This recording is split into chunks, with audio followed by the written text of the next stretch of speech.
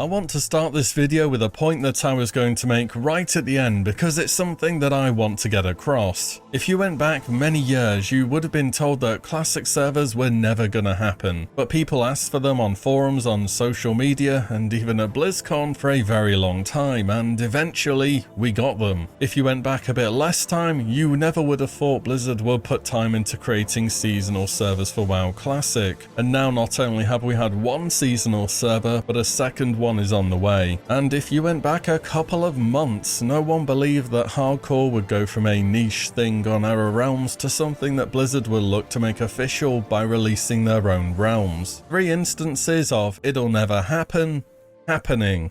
Sometimes enough people wanting something is enough for it to really happen, and it should happen again for the topic of today's video, Classic Plus. Classic Plus has been an idea that's been talked about for as long as Blizzard has confirmed that Classic Realms will be existing. What if instead of going down the line of expansions once again, Blizzard instead committing to finishing storylines that began in vanilla, adding new content in line with the spirit of the game, and growing vanilla World of Warcraft into something relatable but ultimately a little bit different too. So today I'm going to go into why Classic Plus is ultimately the true end game of classic servers, and is something that should be seriously considered by Blizzard. I want to start off by saying that Classic WoW for an MMORPG is a very popular game. Little has changed development wise, and what Blizzard did well over a decade ago now is pulling in hundreds of thousands, maybe even at points millions of players. Now, we don't have exact player numbers on how many people are active in the game, but we do have some information on this matter. Activision Blizzard's quarterly reports are published publicly, and one of the bits of information you can find there is the monthly amount of active users across the different development studios. Here's the most recent one for the quarter between April 1st ending June 30th. Across Blizzard, the most notable performers were Diablo, with Diablo 4 coming out in June, and Diablo Immortal saw an increase of players because of this. They also mentioned that Dragonflight is outperforming more recent expansions for the same point in time. Importantly for Blizzard, it also says that an individual who accesses the same game on 2 platforms or devices in the relevant period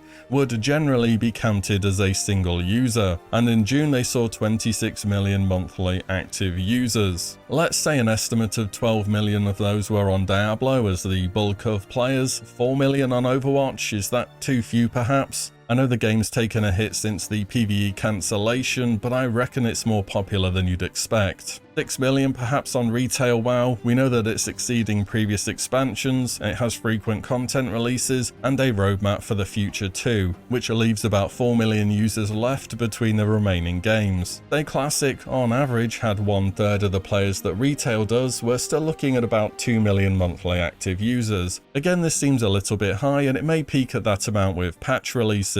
Even if it was literally half of that and Classic saw 1 million monthly active users, that would work out to a bare minimum of just over 33,000 unique players every single day for 30 days in a row. So in reality, it's going to be a 6-digit figure quite easily, I reckon. Let's bring up some other MMOs that are in active development to see what kind of daily, non-unique player counts there are. New World just got a major update not long ago, under 25,000 players peak for the past month. Lost Ark peaked over 40,000 in the last month, average about 25,000 or so. Black Desert Online, daily average of about 25,000. This does have another launcher though, so this doesn't show the full picture. There is a site that checks RuneScape's player count every 5 minutes, which is publicly displayed information on either game's homepages. At the far right of this graph, you can see the most recent player counts, with old school RuneScape being somewhere around 92,000 players as a monthly average, and RuneScape 3 around 25,000. We can look at Classic in a different way too through ironforge.pro. This counts the number of characters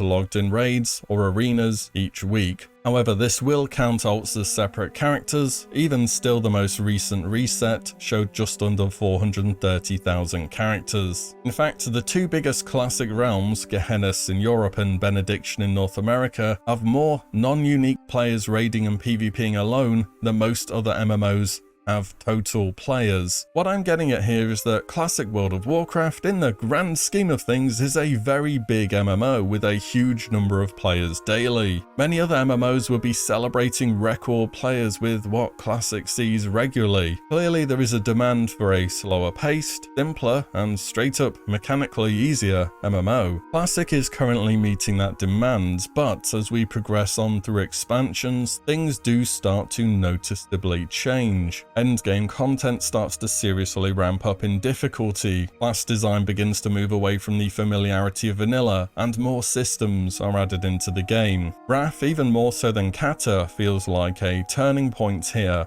Ulduar was a difficult raid for Classic. Now don't get me wrong, every raid ever will see a drop off in players the longer it goes on, but have you seen the week by week drop in raiders during this phase of Wrath of the Lich King Classic on Ironforge.pro? I can't help but see this and think harder raid does not necessarily equal better raid for the majority of players, and trust me, Cataclysm is going to be more challenging than Wrath by a long shot. Also, Classic era getting more popular right now might just not be the biggest of coincidences. And it's not the hardcore scene that has grown on it either, just your regular vanilla WoW enjoyers are populating the era realms once again. And Classic era should continue to exist regardless of what happens, of course. But I can guarantee that nearly every single player there at the moment would at least try Classic Plus.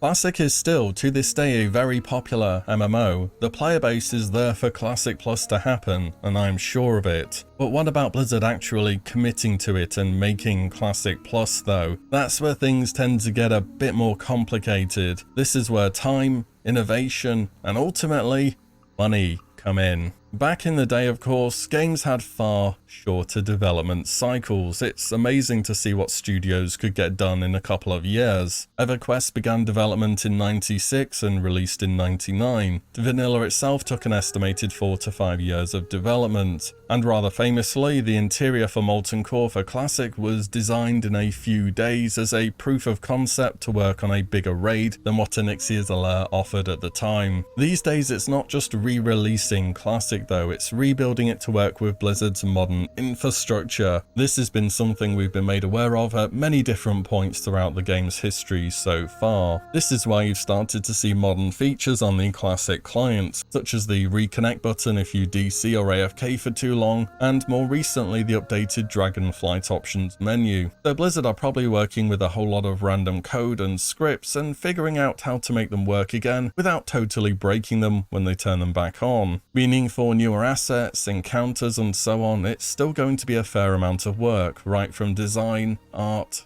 sound, all the way to the end product. Also at Blizzard, I get the impression they move existing staff around to suit the needs of different teams, rather than hiring someone new to fill gaps which are presented. It does make more sense after all from a financial and company point of view. I'd bet recently Diablo 4 has been a huge focus for Blizzard, and it seems they've really cleared space to put a lot of effort into that. Dragonflight has been getting content at a pace we have not seen for many years in retail World of Warcraft. And Classic has had a smaller team so far, but there is plenty going on. Wrath of the Lich King is progressing, we've just had updates to Era, we have hardcore servers, and a new seasonal at some point. All this is good and everything, but outside of the main Classic game, of course talking about Wrath here, there has been so much time between releases. And during this downtime, the rate at which we're progressing through the current Classic expansion is not getting any slower either. When Season of Mastery was announced as a yearly thing, I thought there would be 2, maybe 3 months of downtime between each season. Well, here's some fun stats for you. Season of Mastery Naxxramas came out over a year ago now, on July 28th, 2022. In fact, Season of Mastery itself released 16th of November 2021 and closed February 14th, 2023. That's 456 days or just under 1 year and 3 months. The Burning Crusade Classic launched 1st June 2021, and Wrath Classic came out on the 26th of September 2022. Between those dates is 483 days or just under 1 year and 4 months. In total, the Burning Crusade Classic was out for just about 1 more month than Season of Mastery was, which is kind of crazy to think about. Which of course at this point in the video we get onto something we were going to talk about eventually, the money.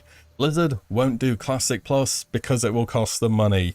You've probably heard it, and there is definitely something in that statement, but I don't believe it's the cost of developing it that's the problem so much as the opportunity cost of not developing something else. The Classic is really successful as an MMORPG, but not as successful across Blizzard's range of games. And I bet you are waiting for me to bring it up, but over at Jagex, allegedly RuneScape 3 generates higher overall revenue due to their microtransactions, despite old school RuneScape nearing 4 times the amount of monthly players. On World of Warcraft, I think retail has more players for sure, and you know what else it also has more of? Microtransactions. So I would be very confident that it's going to be getting a lot more work put into it, because what Blizzard can earn back from it is going to be much higher than what they can with Classic. We did just have the WoW token put into Classic though. This will have added some extra value to this version of the game from a financial point of view. And if you take a look at the historic price of the Classic tokens so far, it's been consistently dropping in all regions. To me, this suggests there are more people paying for tokens and posting it on the auction house relative to those purchasing it with in-game gold. The token, however, is just for Wrath. In vanilla, there is no microtransactions,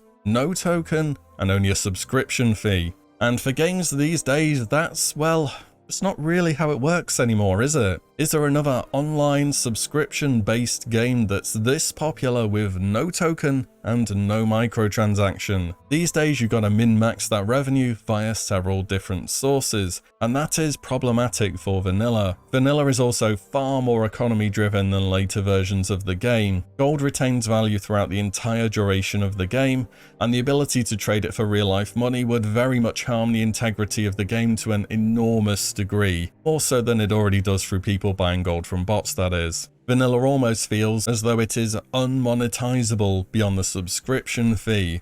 So for new content to really have a chance to be added, there would have to very clearly be an extremely large demand for it to happen from the player base. And I think this is one of the big factors holding the potential of the game mode back. 100 people can say they hate microtransactions, but it takes one person to engage with it enough for it to be worth it. How is Classic Plus going to see dev time when currently it's hard capped at $15 a month per person, when Dragonflight or indeed other Blizzard games have a whole range of different ways for money to be spent on them? This is why if you really want to see it, it's worth asking loud and clear for Classic Plus. If enough people get behind it, I think it will give it the greatest chance of existing. And it doesn't have to be perfect, and believe me, for many people it will not be. And between the choice of it's not perfect for everyone and it doesn't exist is kind of a no-brainer to me. Classic Plus would offer huge opportunities for the long term of this game though. It would be a chance to take the story of vanilla in a different direction. I've done near enough an hour's worth of content just on the loose ends of vanilla, or ideas that were scrapped, and they are both some of my most popular videos recently. As Classic naturally progresses into expansions with harder content, more class changes and more additional systems, Classic Plus would offer fresh experiences for people who do want the slower paced, simpler,